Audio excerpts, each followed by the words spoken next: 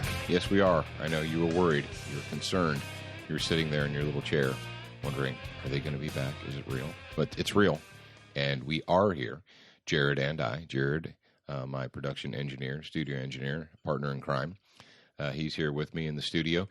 And we told you, we teased you, and I am Professor Paul Markle. Thank you very much for joining us. I'm the host of Student of the Gun Radio, and you know you love it. We teased you in the previous episode. We told you that we've been working very hard, and yes, we have been working very hard because we have a new building. That's right. It's not just an office. It's not just a studio.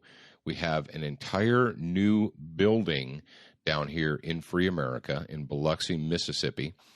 And we've got, it's large enough that what we're going to be doing out of it is not only are we going to be doing Student of the Gun University, yes, we will. We're going to be training in-house at the actual building, at the physical facility. But we're also, it's also large enough that we're going to be setting up a permanent new Student of the Gun TV studio and radio studio. And between Jared and I and Zachary and our good friends Dallin and John, we put in a lot of hours moving and cleaning and installing equipment and all kinds of stuff. We've been busting our butts all week long over at the new building to get it set up, to get it ready, because we want you guys. We want you guys out there in the Student of the Gun audience to come down and to visit us. We want you to spend some time at Student of the Gun University. Knowledge is good. Emil Faber. I thought I'd drop that quote on you right there. But and yesterday, Jared, tell them on one side of the building we have a 2,000 square foot training arena. And what did we do yesterday for about 8 hours, Jared? We spent all day yesterday picking up and laying down mats. We picked them up, brought them to the building, and laid them down. And they're the tatami mats. So if any of you are familiar with those, I think they were like 7 foot by 3 foot, 3.5, or they're in metric centimeters because they're metric, but they're pretty hefty mats. So we probably moved like 80 or so of them, about 80, I guess. Yeah. So that's like what, 4,000 pounds worth of mats. I don't know, it's a lot. It's a lot. It's got, if you guys have ever worked on a farm and you've baled hay, you realize that you don't have to pick up that hay bale. You pick them up just more than one time. And it's how many times do I have to move this same bale of hay? And it's kind of the same thing when you're moving the mats. Like, well, we got to put them on the trailer. Then we got to take them out of the trailer and we got to stage them. Then after we stage them, we got to walk them into the gym. We have to set them down. So you're moving each one at least 3 times a piece. Yeah. The nice part is that those particular mats were already cut for that building. So we didn't have to do that. Yeah, but we had to play Tetris, real life Tetris. Yeah, that's exactly what it was. Was it Dallin that said that? He goes, it's like real life Tetris. We're filling in the blocks, and we have to. He got all excited. He started playing the Tetris music and everything. Yeah. All right. So, but anyway, we thought you guys would appreciate that. We wanted to share that news with you that we have been working exceedingly hard, putting in a lot of hours to get Student of the Gun University, the actual physical building, not just notional, the physical building, Student of the Gun University, and the official Student of the Gun radio and television studios, getting them set up, getting them ready so we can produce more material for you guys. And so we can also bring you guys down and welcome you, host you, help you come down here to, hopefully you'll come down here to Free America and spend a little bit of time with us. We've got a lot of programs coming up. Now, Jared, tell them real quick, and then we'll jump into part 2. Tell them real quick about Student of the Gun University and how and where they can go to find out more about the classes and what we've got coming up. Well, if you're interested in taking training with us, Student of the Gun, go to studentofthegun.com and click on the training tab, and it'll take you to all the classes that we offer right now. We've got several scheduled. We've got pistol, we've got medical, we've got force options training. You don't want to be armed with just a gun and empty hands. So you need to have levels of, I guess you call that a ladder up to your gun. If you don't know how to take care of yourself, like trauma medicine wise, if you can't stop yourself from dying in 2 minutes or less, or stop a loved one from dying in 2 minutes or less, then you need to take some training and get that knowledge and the gear. So go to studentofthegun.com, click on the training tab and schedule a class with us, and we would be happy to host you. Okay, and Jared brings up a good point. When he talked about, can you stop yourself from bleeding to death? And we're doing a lot of material. We're doing a lot of. We've got your basic stuff. You got your handgun training. You got your use of force options training, and one of the things that we do that's a little bit more unique is the Beyond the Band-Aid fighting first aid class. And this is something that we feel very, very strongly about because, let's face it, when it comes down to being an independent citizen, to being a prepared citizen, you need more than just a gun. Yes, we understand that you need a firearm. You need that equalizer, something to use to protect yourself from bad people. I got it. We get that. But it's not always, the world is an unsafe and dangerous place, and it's not always the bad guy with a gun or a knife that you're worried about. And people say, well, I want to win the fight, and then I'll worry about all that other stuff afterwards. Well, cool. But sometimes you or someone you care about is injured and is bleeding and is pumping out all that valuable bright red liquid stuff into the ground, and there was no fight. There was no bad guy. All there was a guy, driving along, texting on his phone, and he smashes into your car and rolls it over, and you've got your whole family in the car, and now they're all bleeding and cutting in various states of, disarray. And it does you no good to have a pistol and extra magazines and a knife and a pepper spray and all that stuff if your child is laying next to you on the side of the highway bleeding to death. You're like, well, I'll improvise. Okay, great. You're going to improvise. And while you're improvising, what is the patient doing? While you're taking the time to cut up T-shirts and look for tourniquet, material, looking for belts and sticks and all that, while you're doing all that stuff, the clock is ticking. Tick, tick, tick, tick. And yeah, you can improvise weapons too. People will tell you, there's classes, entire classes about how to improvise any object that is in the room with you to use as a self-defense tool. Okay, great. But wouldn't you rather just have one on you? I mean, when they do the what to do in the case of a workplace shooting, they have these improvised weaponry videotapes where use the fire extinguisher, use the trash can, use a pair of scissors. And what have we said? We're like, well, if you just let people carry guns and they wouldn't have to be searching for scissors and fire extinguishers and trash cans when there's a workplace shooting. They could just use the appropriate tool. And if you've taken the time to arm yourself with the appropriate tools to stop a bad person from hurting you or your family, why can't you take the time to arm yourself not only with the tools that you need to save someone's life, to save the life of a loved one? We're not talking about saving the lives of scumbags. We're talking about saving the lives of people that you love and care about. Why can't you take the time to get the confidence and the tools to do that very thing? And let's face it, folks, there's two kinds. We have this phony, baloney, garbage self-esteem crap that they try and shove down your kids' throats in third grade. You're okay, I'm okay, everybody gets a trophy.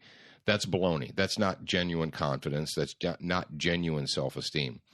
You derive genuine confidence from knowledge and training and experience. You can't trick your mind. Doesn't matter what people tell you, what kind of phony baloney, everybody gets a trophy, everybody wins, we don't keep score. Doesn't matter what the social engineers tell you. You can't trick your mind into being confident. You can't trick yourself into possessing genuine self-esteem. The only way you can do this, and Jared and I talked about it yesterday, didn't we, Jared? Yeah. We talked about this yesterday, about the only way you actually achieve genuine self-confidence is through effort, is through putting yourself in a situation that is uncomfortable, is making yourself uncomfortable, and then achieving a new goal, pushing yourself beyond your comfort zone, beyond your limits, beyond what you are comfortable with. You don't achieve self-confidence by keeping yourself safe and comfortable. That's not how you do it. And that's what it's all about. That is, regardless of what we're talking about, whether we're talking about force options, Beyond the Band-Aid, handgun training, rifle training, shotgun training, whatever, it's all about you having the internal self-confidence and you know that you can trust your skills, and you know you can trust your abilities, and there's no question in your mind about that. That's what it's all about. It's not about some phony baloney, everybody's okay, you're okay, I'm okay stuff. So, when it comes time to consider educating yourself, getting training, getting information, that's what I want you to be thinking about. Is this course going to push me beyond my limits and make me uncomfortable? Because let's face it, you don't strengthen muscles by keeping your muscles comfortable. If you keep your muscles comfortable all the time, what happens to them, Jared? If you sit in a chair, you sit in an easy chair, in a recliner, and it's super comfortable, and you stay there, and you just sit there and sit there and sit there. Do your muscles improve, or what happens to them? They stagnate or they diminish? They atrophy. Do people who are super comfortable laying in bed for hours and days on end, do their muscles increase? Do they get stronger, or do they decrease and get weaker? That's what happens when you're more worried about your comfort than you are about your own confidence. Now, speaking of which, we're going to move into this whole segment's going to be about people who've had to push beyond their comfort zone and have had to fight back. And we're going to start it out up in what is becoming one of our favorite cities, ironically, after all the liberal nastiness and the cesspool that it became. I mean, it was like it made Beirut look nice. We're talking about Detroit, Michigan, and we're going to go to our friend Ted Nugent and also our friend Darrett St. Holmes, and we're going to get a little bit of Motor City Madhouse.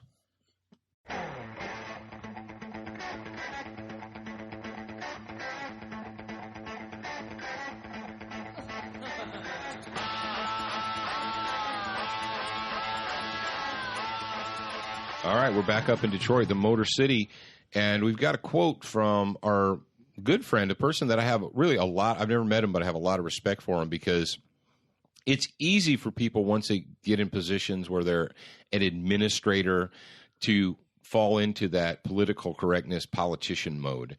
But Chief Craig up there in Detroit, Michigan is the opposite of that. And he even admitted in an interview that he wasn't really so much down with concealed carry and citizens, owning guns and so forth, until he kind of had his own epiphany, and he became the chief of police of Detroit, Michigan, which is, I tell you what, if you're a chief of police, if you're out there and you're the chief of Los Angeles or Miami or, Des Moines or wherever, and you're sitting on the computer and there's like copjobs.com that comes up and it says, wanted, new chief of police for Detroit, Michigan.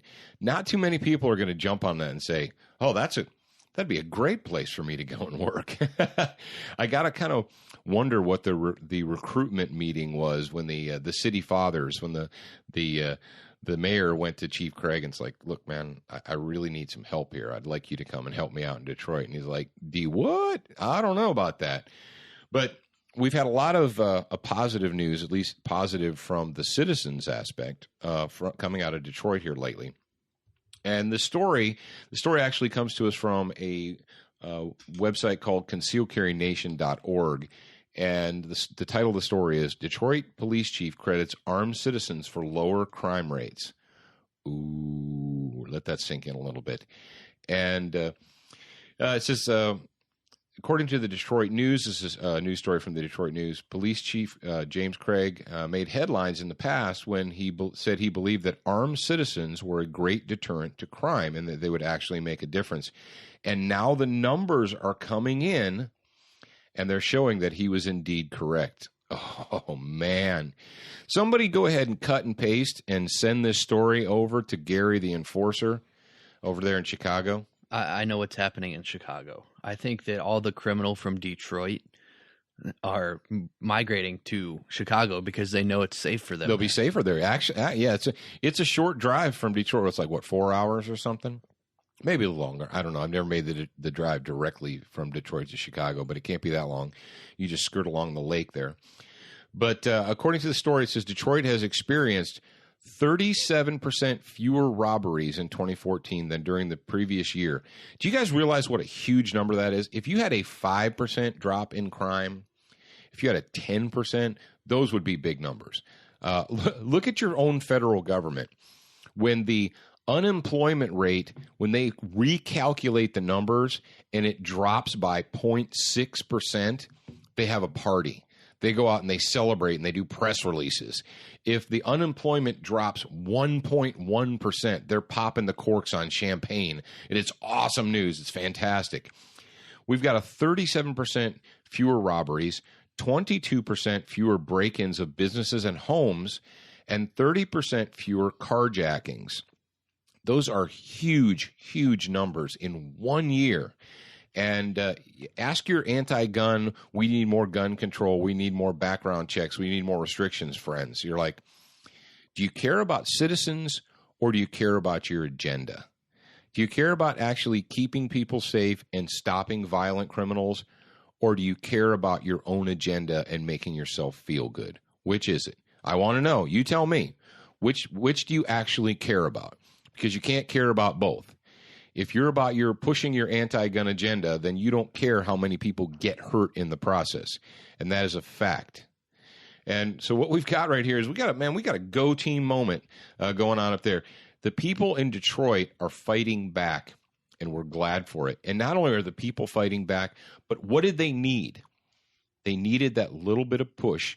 They needed that encouragement. They needed to know that the police were going to have their back, as opposed to viewing them as criminals as well. And it's got the criminal and the criminal apologists. We've talked about this previously on the radio show.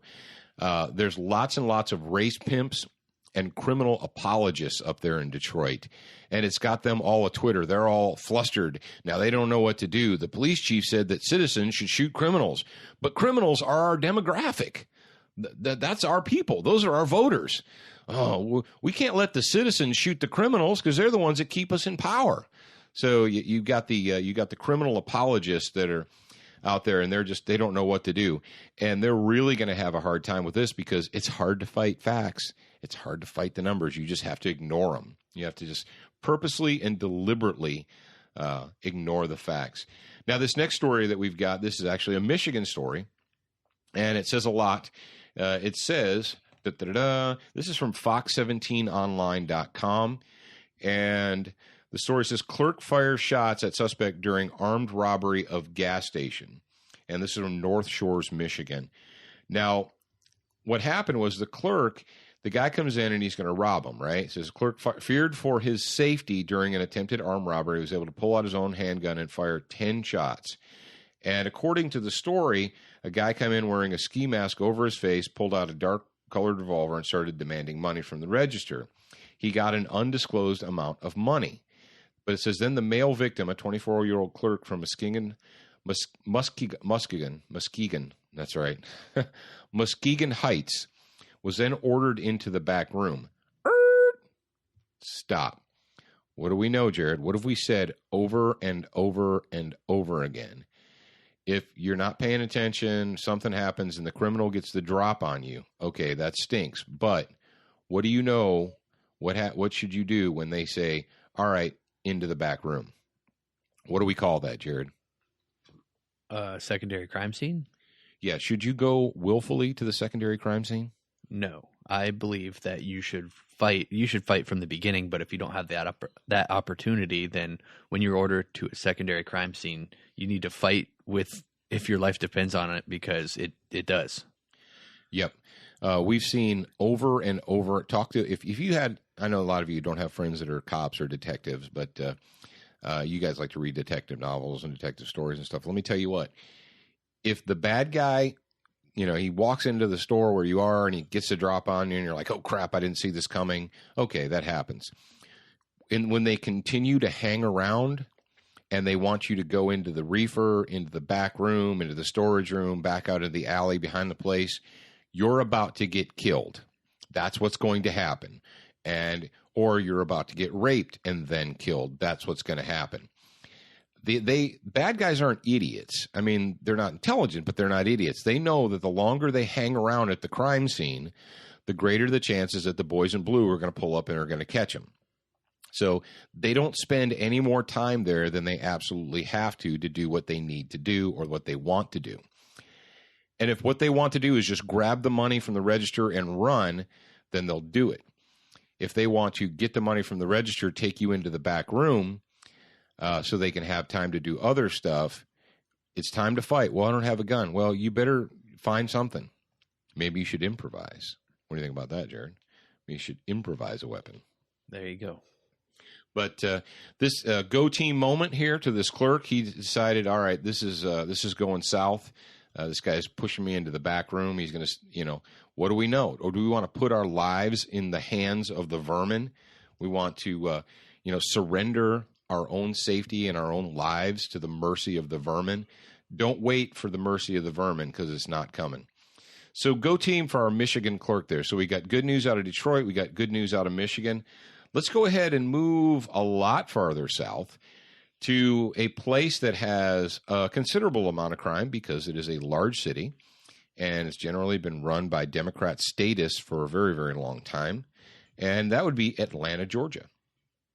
This story comes to us from foxatlanta.com, and the title of the story is, Woman Shoots Alleged Home Invader in Walton County. I love how you're alleged. Well, if you smash in my front door, break through a window, and you crawl into my house, you're not an alleged.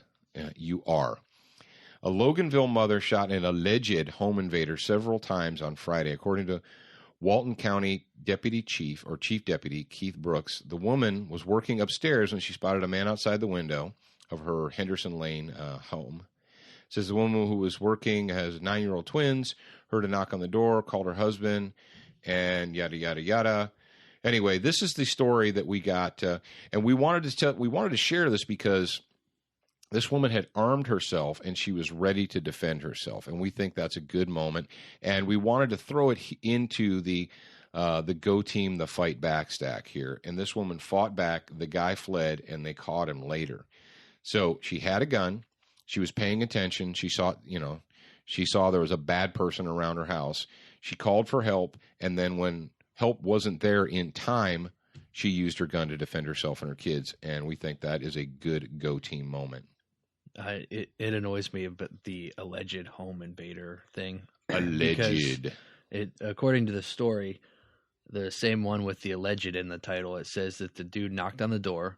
And so what do we learn from that? That not all criminals want to force their way into the house by breaking windows or kicking in doors. They're checking to see if anybody's going to open it. That's what they're doing. Yeah, that's what I'm saying. If they knock on the door and you don't recognize who it is, you should probably be prepared to defend yourself if you're going to open the door. Yeah, you don't have to just whip open the door for everybody that comes to the door. If you don't feel comfortable, don't open the door. You're allowed. You have the authority not to open the door, and teach your kids this. I know this isn't right exactly, but teach your little 7 and 8 and 9-year-old crumb crunchers, your 6-year-olds, that just because someone knocks on the door doesn't mean you rip it open. And kids will do that. You're back in the kitchen fixing lunch, whatever, somebody comes to the door and knocks, and little Jimmy 5-year-old runs over to the door, and they know how to work that knob, and they rip the door open. And hopefully it's not a guy who's there to hurt you. We saw that when the Monsters Among Us segment, where the nanny cam caught the guy coming in and he just beat the living crap out of the woman while her kid just looked on in horror. You don't have to. And folks, keep your doors locked when you're at home. You're like, what? I'm not paranoid. I'm not crazy. Well, it doesn't do you any good to have a firearm if your first sign of danger is a monster punching you in the face. If that's your first sign of danger, is this big freaking cracked out monster standing in your kitchen, you're a little bit behind the power curve there. You need to give yourself a little bit of time.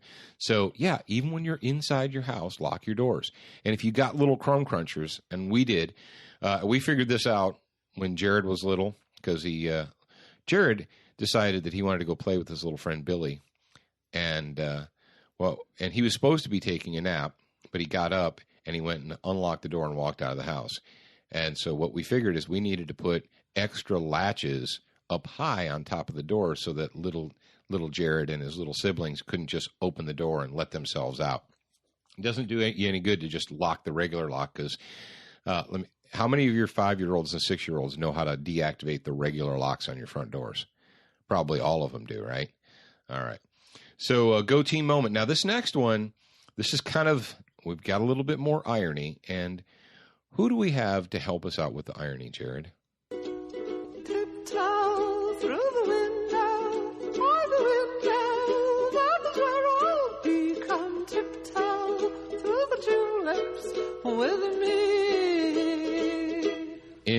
yet another case of irony. And, we don't hate Target stores. We really don't. But Target, they kind of succumb to the moms demand. The moms demand more bedroom action.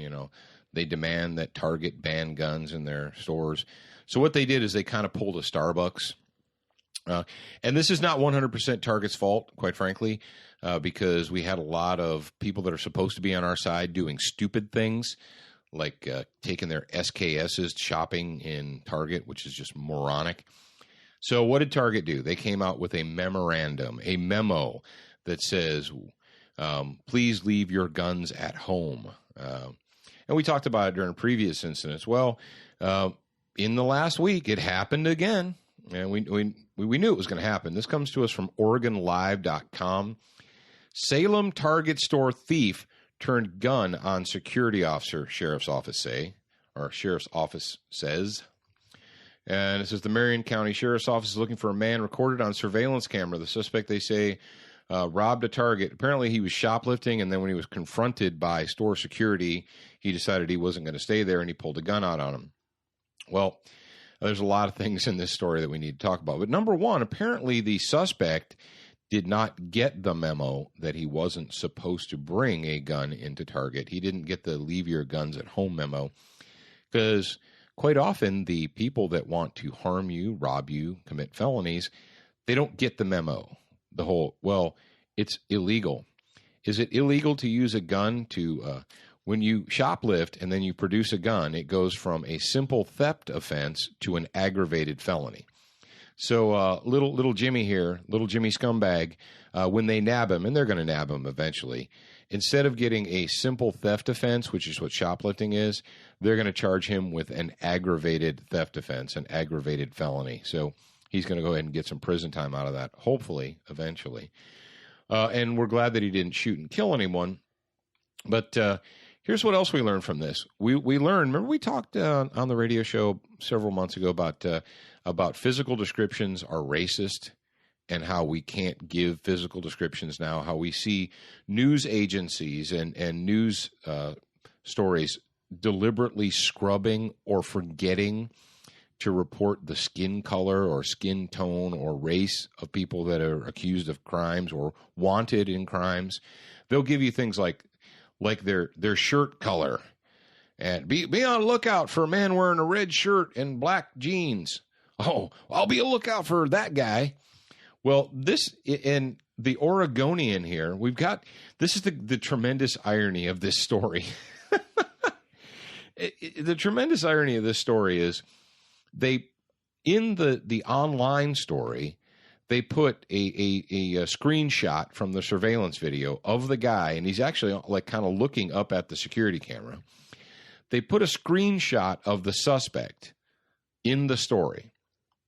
And then they go down into the story, and the sheriff's office suspect is described as he's in his 30s, about 6'3", 190 pounds, brown hair, brown eyes, wearing a black T-shirt with red lettering on the front and carrying a black backpack. Now, if I just said that to you, or you just read those words or heard those words, and would you know really what to look for? Okay, male. Now, I didn't say. It says the suspect is described as in his 30s. Okay, so they use the term his, which I don't know, out on the West Coast, are you allowed to point out the gender of the suspect, or should you just say it? What do those crazy hippies want us to call people? The gender neutral pronouns where they don't talk about sex.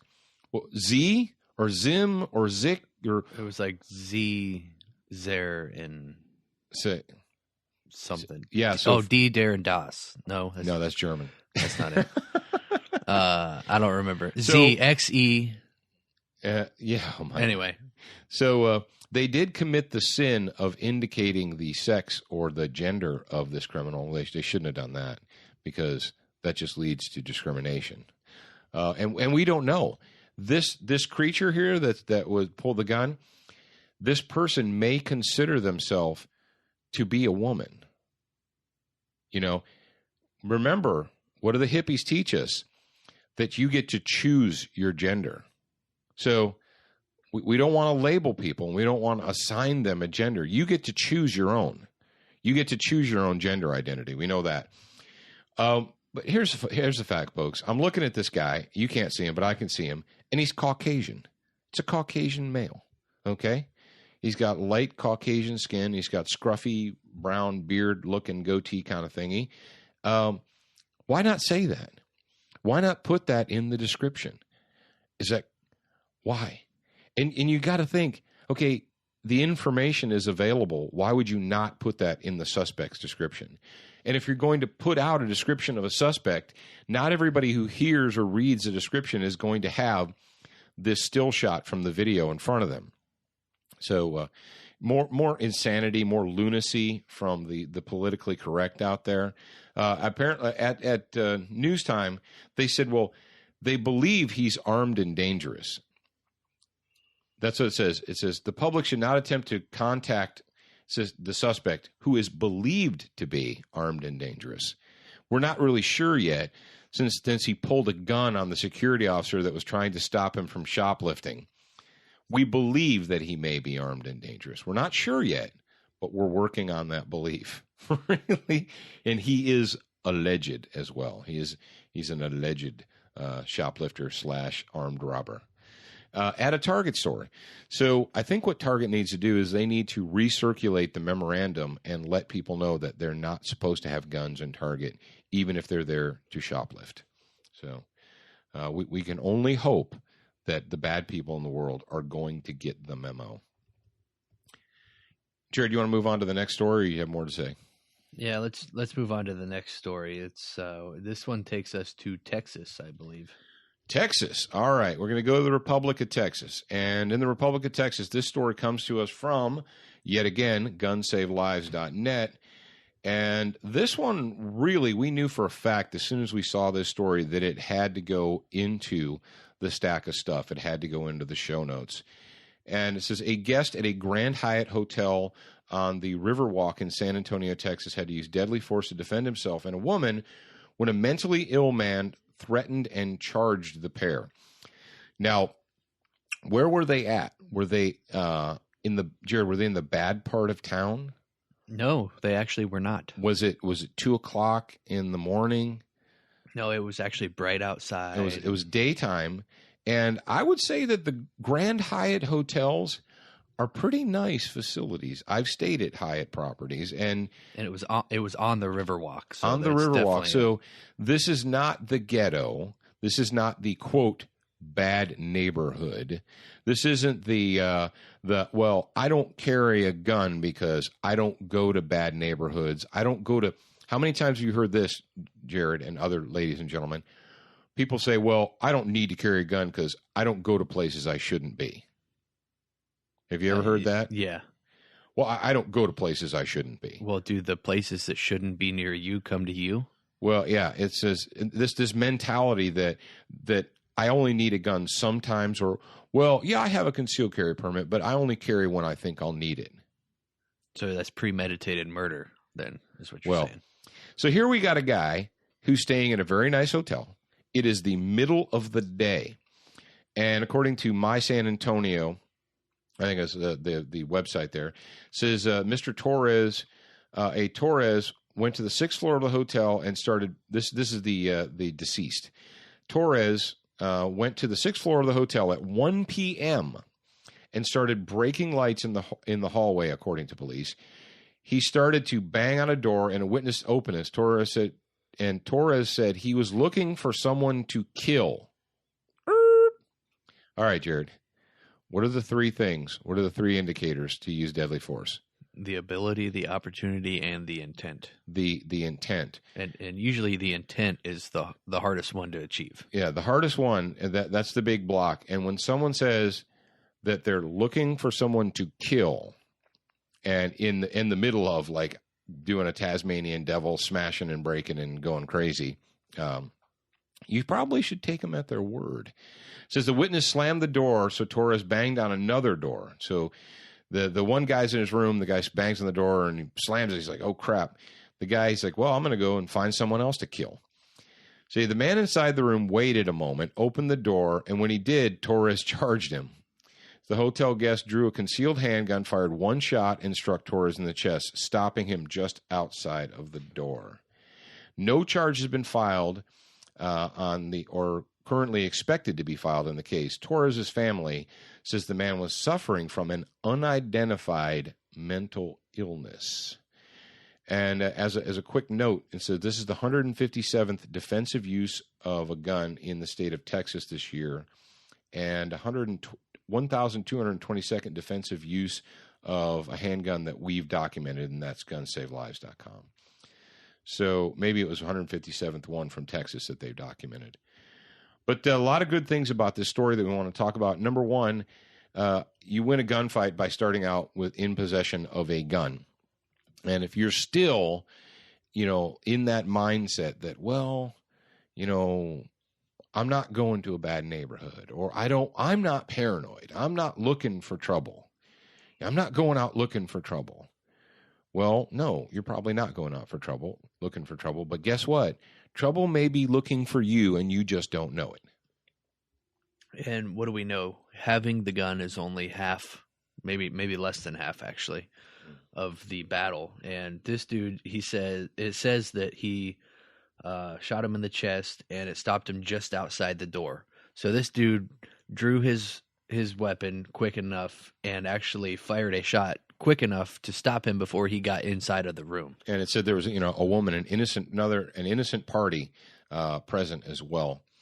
So we've got a situation. Now you say, well, it doesn't say whether this Torres guy, it doesn't say whether or not he possessed a weapon.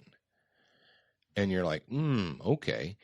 Now, big question here. Can someone who doesn't actually have a tool in their paws, do they have the ability, or may they have the ability to do death or serious bodily harm to you? And what is their intent? Now, you got this guy. I can only imagine.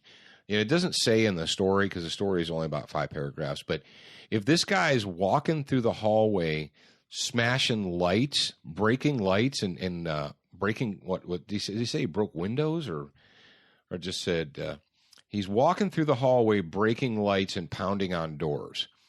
I would say that there was probably some blood present, unless he was using a tool to break the lights, a big, large, blunt object or something. Either way, this dude is off his rocker, and I don't have time to sit down with him and create a dialogue, talk about maybe what his problem is, how his relationship with his mother is.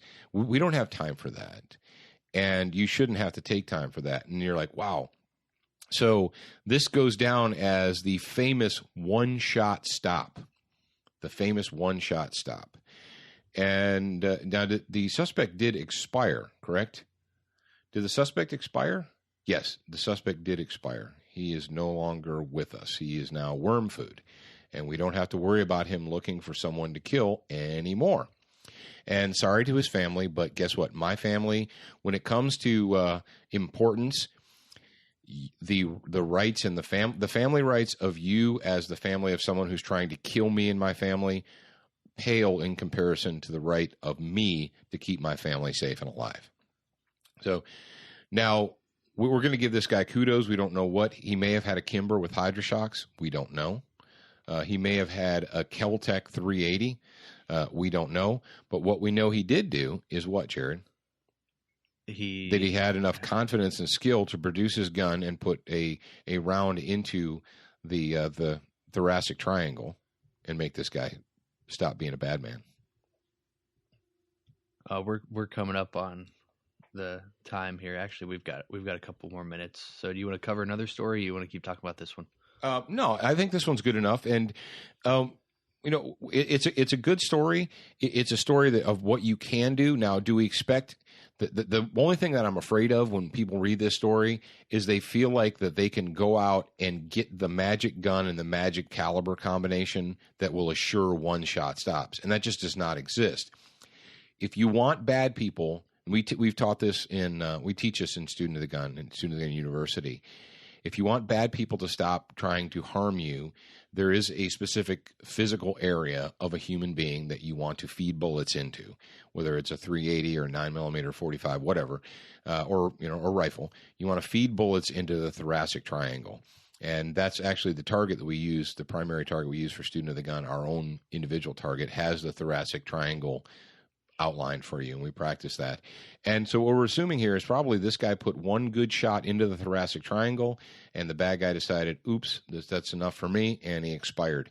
And, go team. Sometimes you can produce a gun and the person stops. You just show it to them. They're like, oop, I'm out of here. No more. Sometimes you have to fire it and cause physical harm to them, even though it's not deadly force, or it's not a deadly shot, but they get hurt. Blood comes out of them. They're like, I don't want to play anymore. I'm out of here. And then there's the third kind of bad guy that they're not going to stop trying to kill you until you put enough physiological damage on them to physiologically make them stop. Not psychologically, but physiologically. And the problem that you're going to encounter as the good guy is when the bad guy pops up, or bad guys, you don't know whether they're a level 1, 2, or 3. And you're not going to know that until the fight starts. But get to fighting, get to saving your family, get to taking care of business. And how do you learn to do that, Jared? Well, you learn that through experience and education. And we would love for you guys to get trained anywhere, any good school.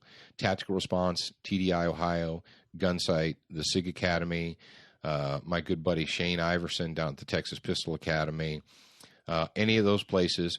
Or if you'd like to come down to visit us in Free America down here in Biloxi, Mississippi, get on studentofthegun.com and check out the training classes we have available. Now, Jared, I'm going to let you pick.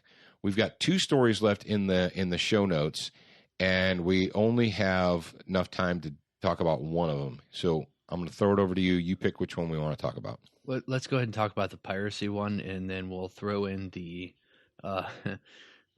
Canadian. We'll throw that into the bonus. Yeah, into the bonus segment. Yeah, we'll throw that in the bonus segment. The irony from Canada. Yeah. Okay. This next one, this kind of it falls in with our time to fight back, and as you guys have been knowing, as you should know, if you pay attention to what's going on in the news, the last 3, 4, 5 years, you watch the movie Captain Phillips with Tom Hanks, and you know about this Somali piracy thing and all this overseas piracy. And the great irony that I've always found is that these commercial vessels and that they couldn't figure out what they needed to do to stop the pirates. And let me see, I think it was the actual Maersk, Alabama, I believe when you read the original story, that they had the anti-piracy half measures in place. And what do we talked about that previously, is, liberals and hippies and statists, they never want to make the hard choice. They never want to make the hard choice and put armed good guys in play. They always want to do the half measures. They want to do the water cannons, and they want to do the shockwave sound things, sound suppression. They want to do all this jazz. They want to do everything but actually pull the trigger on the hard choice, which is putting armed good guys. And I'm pretty sure that the Maersk, Alabama had the emergency fire hose, thing in play to keep the pirates off and so forth. But folks, when somebody's shooting an RPK machine gun at you, I don't care how much water you have or how many sound devices you have, you can't trump an RPG with noise. You cannot trump an RPK or a PKM machine gun with water cannons. We're not talking about Greenpeace guys trying to paint your boat. We're talking about hardcore bad guys with serious armament. And the only way to stop hardcore bad guys with serious armament is what? Well, according to the story, we've got two links, actually, one from the marinelink.com, and the next one's from Forbes.com, and both of them talk about how maritime piracy is down. And the Forbes story says maritime piracy is down, but warns against complacency. And now maritime piracy is down because these people finally got the clue, and you have a twofold attack here. You have commercial ships, merchant ships, that are they're putting armed good guys, fire teams basically of armed good guys on their ships. And pirates don't want to fight armed good guys. They're like bullies. They just want to beat people up. They want to, take advantage of you, and they want to impose their will upon you. They're not there for a firefight. And most of the time, if they get involved in a firefight, they're gonna turn tail and run. So you've got that, and then you also have the navies of the world, not just the United States Navy, but other navies have said, you know what, enough of this garbage. We're sending ships, we're sending frigates and destroyers over there, and we're going to start blowing these turds out of the water. And that's the end of that. So we've sent armed good guys into the bad waters, and guess what? Piracy is way, way, way down. And they even interviewed some of these scuzzbags. This is what cracks me up is we can't find them to arrest them and place them in custody, but CNN reporters can go onto the beach and have a sit down with the pirates, and they can tell them about how they're looking for other work now because it's too dangerous. So yeah, this one story from marinelink.com. We got reporters sitting down with the pirate terrorist talking, and he's telling them about how he's looking for other work because it's too difficult now. It's too dangerous. And the thing in the Forbes story that they warn against is complacency. And as a professional security provider, as somebody who's done it for a living, what I can tell you is this is the formula. People get scared. Company gets scared. Person gets scared. There's a threat. They go out. They spend money. They hire armed good guys. The armed good guys show up. Problem goes away. Client is no longer afraid. Client looks at the bill for the armed security and says, why am I spending all this money on armed security? I haven't had a problem in a long time, in 6 months, a year, whatever. We need to cut some red tape or some money out of this budget. Let's get rid of all these armed security guys. And it happens over and over and over again. We've got this slow learner syndrome, and it goes on and on and on and on and on. I've seen it ad nauseum over and over and over.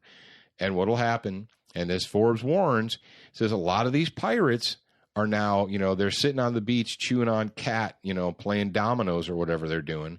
And they're waiting for everyone to calm back down, to look at their books and say, hey, we don't need to spend all this money on armed security. We don't have a problem. Why are we spending money? And they're buying their time to see when they can do it again. And it happens all the time. We've seen it over and over and over again. Piracy is not a new thing, and it's going to come back. But we thought that you guys would find that interesting, that we finally got a clue and started putting armed security on these boats. And guess what? Miraculously, the pirates decide it's not fun anymore, and they're going to go do something else. All right, ladies and gentlemen and children of all ages, thank you for joining us for part 2 of Student of the Gun Radio, the Fight Back episode. Now, don't forget to fight back and support our friends at Excess Sights, Brownells, Colt, and SWAT Fuel. Check them out, and you can use that Brownells code. What is it, Jared? PFV, Papa Foxtrot Victor, and get 75 or free shipping on an order of $75 or more.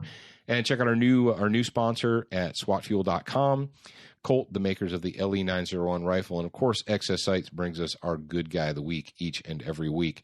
Don't forget to download the mobile app to your Android phone, your iPhone, or your iPad. You can watch us every Monday night on channel 266. That's Dish Network 266 on the Hunt channel. And, of course, if you've got Roku and you want to watch it on demand, you can do that as well now. You're welcome. Or just go to studentofthegun.com. We are open 24 hours a day, 7 days a week. We'd love for you to stop by and visit us there. And if you're serious and you're really a student of the gun, why don't you come on down here to Free America and spend some time with us? Take one of our training classes. We'd love to have you. Jared, do you have anything else to say to him before we sign off? I think you pretty much said it all. Okay, now, if you guys are curious, if you're curious about the bonus hour, we've got some really cool stuff coming up. We're going to talk about the Sandwich Compromise. We're going to talk about the High Point Initiative. And we're going to talk about Chow, Chow, Chow. All right? So make sure you stay tuned. And don't forget, what are you? A beginner once, a student for life.